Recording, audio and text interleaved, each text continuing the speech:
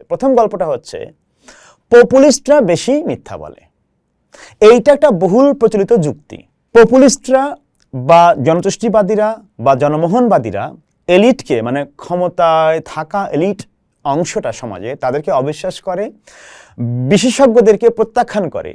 আমরা বরং দুর্নীতিবাজরা এই আখ্যান বা ন্যারেটিভ চালায়।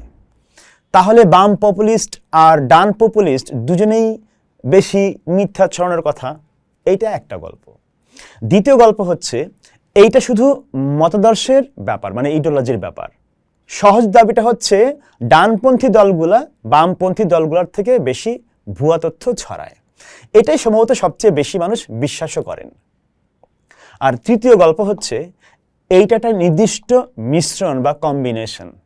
সব পপুলিস্ট এই কাজ করে এমন নয়, সব ডানপন্থী এই কাজ করে এমনও নয়, বরং এমন একটা বিশেষ আদর্শিক প্যাকেজ যেখানে ডানপন্থী রাজনীতি যোগ পপুলিজম যোগ জাতীয়তাবাদ বা নেটিভিজম যোগ অভিবাসন বিরোধিতা ইউরোপের ক্ষেত্রে যোগ বহুত্ববাদের বা প্লুরালিজমের প্রতি ঘৃণা যোগ গণতান্ত্রিক প্রতিষ্ঠানের প্রতি সরাসরি বৈরিতা, এইটাকেই বলে র্যাডিক্যাল রাইট পপুলিজম বা উগ্র ডানপন্থী জনপ্রিয়তাবাদ বা জনতুষ্টিবাদ বা জনমোহনবাদ। তো ডেটা কি বলে? ডেটা বলতেছে প্রথম দুইটা গল্প আসলে মিথ্যা এবং তৃতীয় গল্পটা হচ্ছে সত্য।